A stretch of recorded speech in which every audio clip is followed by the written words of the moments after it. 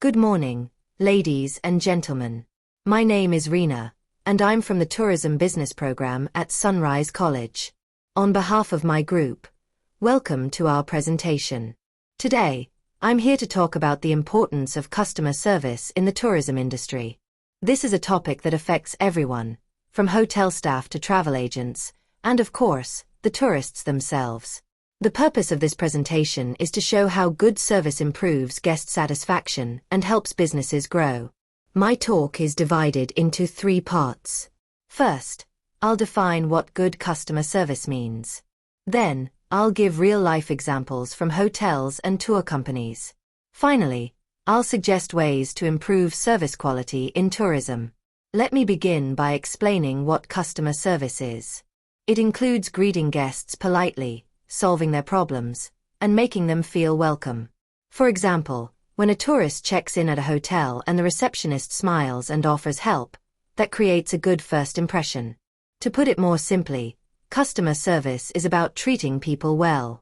Let me show you this chart. It shows that 80% of tourists say service quality affects their overall travel experience. This is important because travelers often choose to return to places where they feel respected and comfortable. Feel free to interrupt me if you have any questions during the talk, or I'll be happy to answer your questions at the end. If you ask something I don't know, I'll find out the answer and get back to you after this session. In conclusion, let me sum up. Good customer service makes a big difference in tourism. It improves satisfaction, builds loyalty, and creates a positive reputation for businesses. That brings me to the end. Thank you for your attention. Now I'll hand over to my partner, Andy, who will talk about managing guest complaints. Thank you, Rena.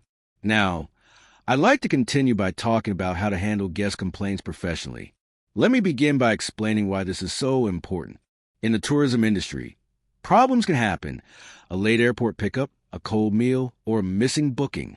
When these things occur, how we respond matters more than the problem itself. For example, if a hotel guest complains about noise in their room, a professional response could be, "I'm very sorry to hear that. Let me offer you a quieter room."